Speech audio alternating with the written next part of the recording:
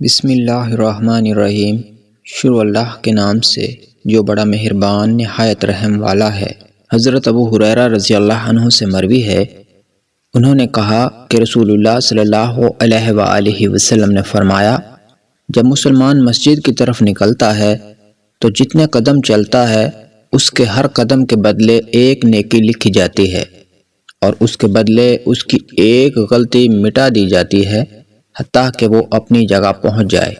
حضرت سعد بن ابی وقاص رضی اللہ عنہ سے مروی ہے کہ رسول اللہ صلی اللہ علیہ وآلہ وسلم نے فرمایا، جب تم میں سے کوئی شخص مسجد میں تھوک پھینکے تو اسے ختم کر دے تاکہ وہ مومن کے جسم یا کپڑے پر لگ کر اسے تکلیف نہ دے۔ حضرت ابو ہریرہ رضی اللہ عنہ سے مروی ہے کہ رسول اللہ صلی اللہ علیہ وآلہ وسلم نے فرمایا، جب قاری یعنی امام آمین کہے تو تم بھی آمین کہو، کیونکہ اس وقت فرشتے بھی آمین کہتے ہیں، اور جس شخص کی آمین فرشتوں کی آمین کے موافق ہو گئی اس کے پچھلے تمام گناہ معاف کر دیے جائیں گے۔ حضرت عثمان بن ابی العاص رضی اللہ عنہ سے مروی ہے، انہوں نے کہا کہ رسول اللہ صلی اللہ علیہ وآلہ وسلم نے مجھ سے آخری عہد یہ لیا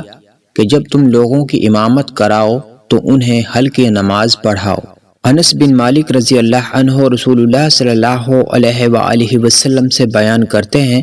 آپ صلی اللہ علیہ وآلہ وسلم نے فرمایا، جب نماز مغرب کے لیے اذان کہہ دی جائے